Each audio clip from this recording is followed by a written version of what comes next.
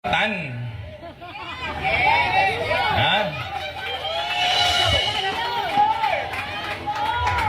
Lumaban po ako sa mga Eusebio noong 2016. Hindi ho ako nabansagan na mayabang, hambog at bastos.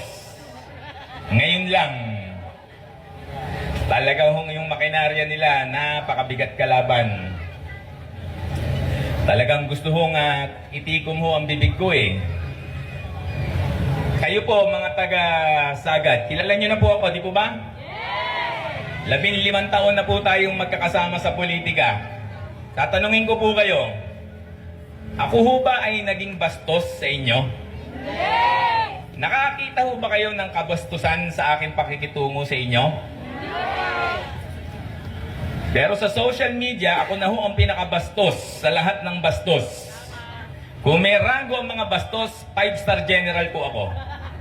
Love ka kasi namin.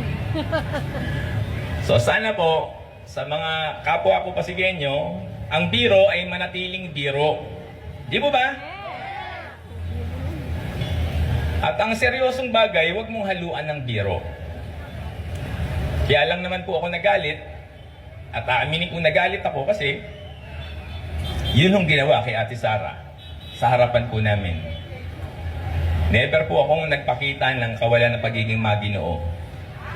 Kahit po ang mga staff ko po, typical po, puro lalaki. Isa lang ho ang kasama kong babae. Nung araw, isa lang ang kasama kong babae, si Jaja. Nasaan si Jaja? Ha? Nagdadayat ba? Jaja, magpakita ka lang. Para hindi ka pagselosan. Asawa ni Ewing na batch ko. Ngayon, kasama ni Atty. Tantan dahil kabisado na po nila ang District 1. Gusto ko pong manalo rin ang kaibigan kong abogado dahil kailangan na ho ng Pasigueño ng abogadong konsihal. Ayan, pakita ka lang, Jaja. Yan. Yan ho ang staff ng... Yan. Jaja, ano ba itsura mo nung nakaraang 15 taon? Payat. Oo, hindi. Nung makuha ka na ni Ewing. Mataba ka na. Hindi, nung magkasama tayo, eto na ang katawan ni Jaja. Give or take. Ilabas mo na lang yung picture. Huwag na tayo magtalo rito sa harap. Ang punto ko, ganyan ho ba ang magiging staff ng manyak? Hindi ba? At kukunin ko pa ba asawa ng aking kaklase? Hindi ho. Ang kasama ko naman ngayon, asawa ni ni Kuya Mario, si Ate Olive, 59 years old. Hindi ho. Pagdating ho sa babae, malinaw po. Ang babae ay nire-respeto at minamahal.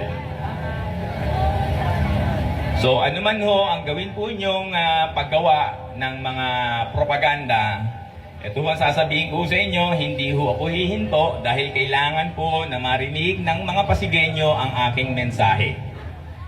Pansinin po ninyo, lahat na lang po pinuna sa akin, pati pantalong kong masikip.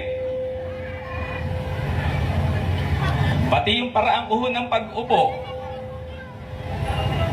Pero yung mensahe ko po, na sa nagdaang 6 na taon, wala pong accomplishment ang ating pong mayor, hindi po nilang masalungat.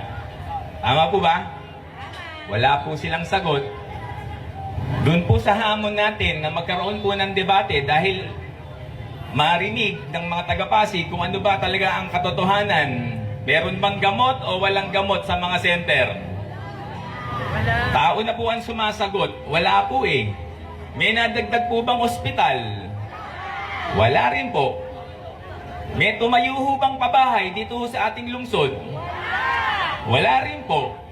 Samantalang si Mayor Isko Moreno, 3 taon din umupo, 2019 hanggang 2022 bago siya tumakbong presidente, 6 ang naipatayong pabahay po sa Maynila para sa mahihirap.